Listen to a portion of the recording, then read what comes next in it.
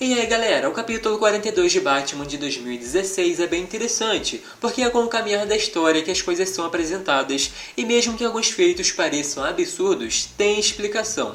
Então pensando na cena da Mulher Gato nocauteando 3 flashes e o Batman derrubando o Superman, decidi trazer para o canal pra gente entender bem como foi que aconteceu.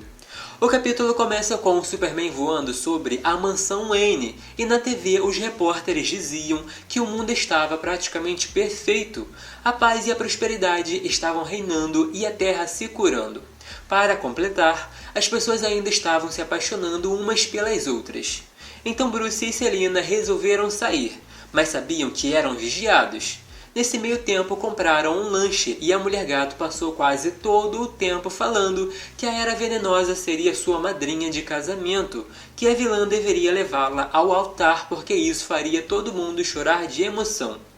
Claro que Selina dizia isso com um tom de deboche, ainda mais porque sabia que não podiam falar nada.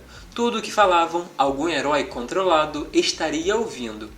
Os dois foram em direção a uma casa e os detalhes eram meio sinistros, porque a rádio dizia que no top 40, pela terceira semana seguida, quem ocupava o primeiro lugar era uma música chamada O Som do Vento Murmurando Através das Folhas.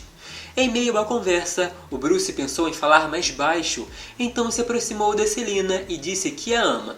Pouco depois reproduziu um som muito agudo com os lábios, e como o Superman controlou a audição para ouvir o sussurro, sentiu com muito mais intensidade, aparentemente desmaiando. Nos segundos seguintes, sabiam que tinha gente se aproximando em alta velocidade.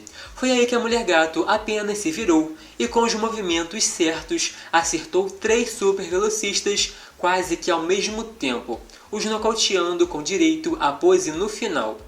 Naquela casa encontraram uma senhora que também estava sob influência da Era, que os avisou que vários heróis estavam a caminho, entre eles 2 lanternas e a Mulher Maravilha. Ou seja, eles não deviam ter saído de casa. Aí já corta para uma cena onde foram amarrados de cabeça para baixo e em nenhum momento pareciam ter medo do que estava acontecendo. O Batman até comentou sobre a situação atual do mundo, o planeta inteiro consumindo aquele verde e que certas plantas estavam morrendo, o que deveria estar matando a Era. Ficava claro que naquele ponto o Batman começou a entender toda a situação e aparentemente desvendava o mistério, que um tal de Johnny estava desaparecido e ele tinha importância nessa história.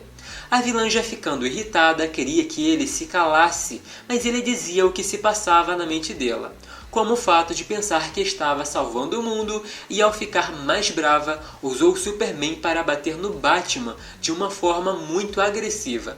Selina perguntou se ele tinha morrido, mas a Era disse que magia, ciência, cirurgia existem e sempre dá um jeito. Aí corta para o Bruce no hospital se recuperando, mas ainda com as duas conversando sobre a relação de amizade que tiveram no passado, que agora existe uma podridão no jardim e que deve limpá-lo, para que coisas boas cresçam novamente.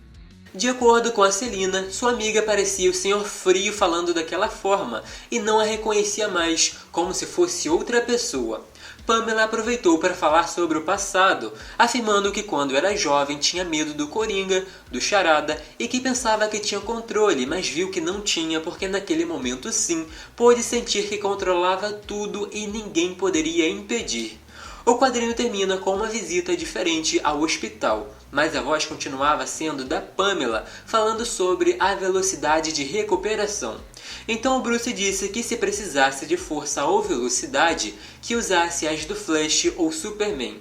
E se precisasse ajudar na recuperação de um ferimento na cabeça, seria melhor chamar alguém com PhD em neurologia.